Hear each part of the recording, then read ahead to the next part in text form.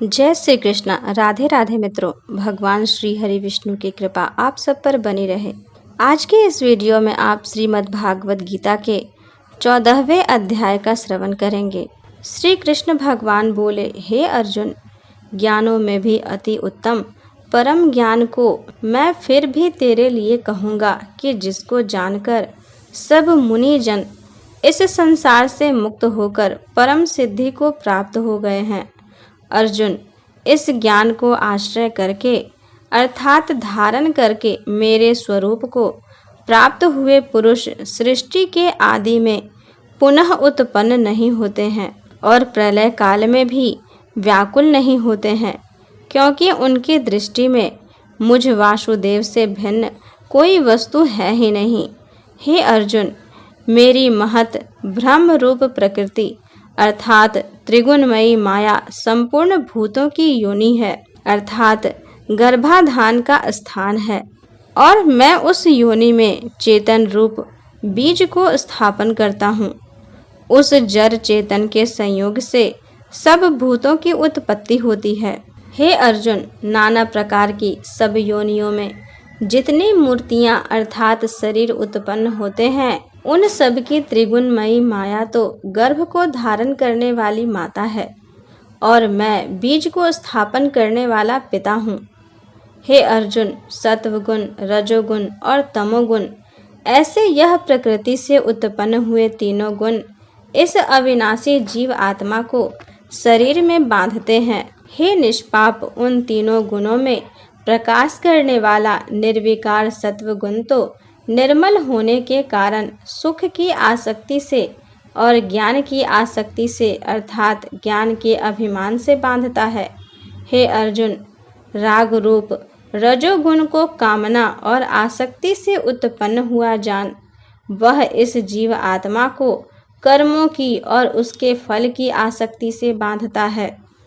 और हे अर्जुन, सर्वदेहाभिमानियों के मोहने वाले तमोगुण को अज्ञान से उत्पन्न हुआ जान, वह इस जीव आत्मा को प्रमाद, आलस्य और निद्रा के द्वारा बांधता है।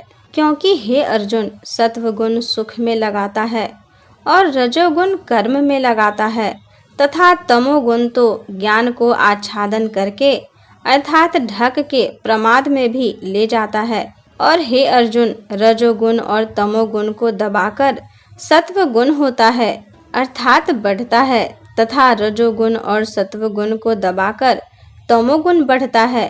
वैसे ही तमोगुण और सत्वगुण को दबाकर रजोगुण बढ़ता है। इसीलिए जिस काल में इस देह में तथा अंतःकरण और इंद्रियों में चेतनता और बोध शक्ति उत्पन्न होती है, उस काल में ऐसा जानना चाहिए कि सत्वगुण बढ़ा है। और हे अर्जुन, रजोगुण के बढ़ने पर लोभ और प्रवृत्ति अर्थात सांसारिक चेष्टा तथा सब प्रकार के कर्मों का स्वार्थ बुद्धि से आरंभ एवं अशांति अर्थात मन की चंचलता और विषय भोगों की लालसा, यह सब उत्पन्न होते हैं। तथा हे अर्जुन, तमोगुण के बढ़ने पर अंतःकरण और इंद्रियों में अप्रकाश एवं कर्तव्य कर्मों में अप्रवृत्ति और प्रमाद अर्थात व्यर्थ चेष्टा और निद्रा आदि अंतःकरण की मोहिनी वृत्तियां, यह सब ही उत्पन्न होते हैं। हे अर्जुन, जब यह जीव आत्मा सत्वगुण की वृद्धि में मृत्यु को प्राप्त होता है, तब तो उत्तम कर्म करने वालों के मल रहित अर्थात दिव्य स्वर्ग आदि लोकों को प्राप्त होता है। रजोगुण के बढ़ने पर अर्थात जिस काल में रजोगुण बढ़ता है, उस काल में मृत्यु को प्राप्त होकर कर्मों की आसक्ति वाले मनुष्यों में उत्पन्न होता है। तथा तमोगुण के बढ़ने पर मरा हुआ पुरुष कीट पशु आदि मूढ़ योनियों में उत्पन्न होता है। क्योंकि सात्विक कर्म का तो सात्विक अर्थात सुख, ज्ञान और वैराग्य आदि निर्मल फल कहा गया है, और राजस कर्म का फल दुख एवं तामस कर्म का फल अज्ञान कहा है।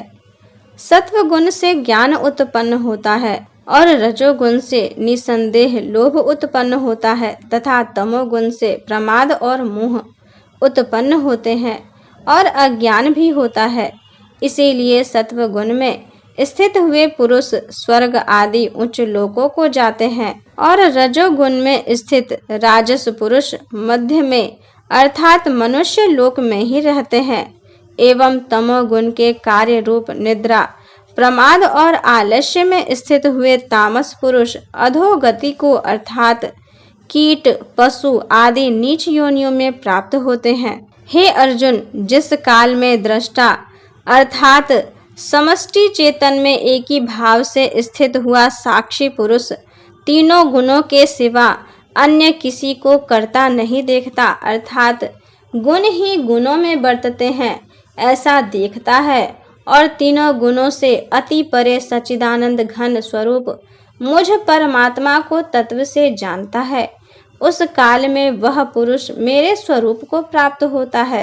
तथा यह पुरुष इन स्थूल शरीर की उत्पत्ति के कारण तीनों गुणों को उल्लंघ्य करके जन्म, मृत्यु, वृद्धावस्था और सब प्रकार के दुखों से मुक्त हुआ परमानंद को प्राप्त होता है। इस प्रकार भगवान के रहस्य युक्त वचनों को सुनकर अर्जुन ने पूछा कि हे पुरुषोत्तम, इन तीनों गुणों के अतीत हुआ पुरुष किन किन लक्षणों से युक्त होता है और किस प्रकार के आचरणों वाला होता है तथा हे प्रभु, मनुष्य किस उपाय से इन तीनों गुणों से अतीत होता है। इस प्रकार अर्जुन के पूछने पर श्री कृष्ण भगवान बोले, हे अर्जुन, पुरुष सत्व गुण के कार्य रूप प्रकाश को और रजोगुण के कार्य रूप प्रवृत्ति को तथा तमोगुण के कार्य रूप मोह को भी न तो प्रवृत्त होने पर बुरा समझता है, न निवृत्त होने पर उनकी आकांक्षा करता है तथा जो साक्षी के सदृश स्थित हुआ गुणों के द्वारा विचलित नहीं किया जा सकता है और गुण ही गुणों में बरतते हैं, ऐसा समझता हुआ जो सच्चिदानंद घन परमात्मा में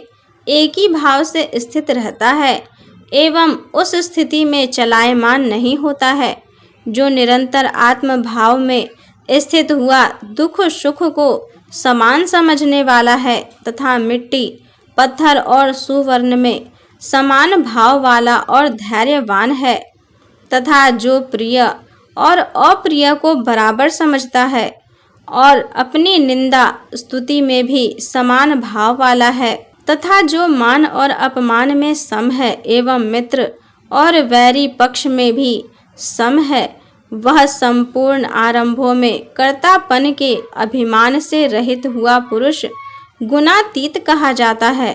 और जो पुरुष व्यभिचारी भक्ति रूप योग के द्वारा मेरे को निरंतर भजता है, वह इन तीनों गुणों को अच्छी प्रकार उल्लंघ्य करके सच्चिदानंद घन ब्रह्म में एक ही भाव होने के लिए योग्य होता है। हे अर्जुन, उस अविनाशी पर ब्रह्म का और अमृत का तथा नित्य धर्म का और अखंड एक रस आनंद का मैं ही आश्रय हूँ, अर्थात उपरयुक्त ब्रह्म, अमृत, अव्यय और शाश्वत धर्म तथा एकांतिक सुख, यह सब मेरे ही नाम है, इसीलिए इनका मैं परम आश्रय हूँ। इस प्रकार श्रीमद् भागवत गीता में गुण त्रय विभाग योग नामक 14वां अध्याय पूर्ण हुआ।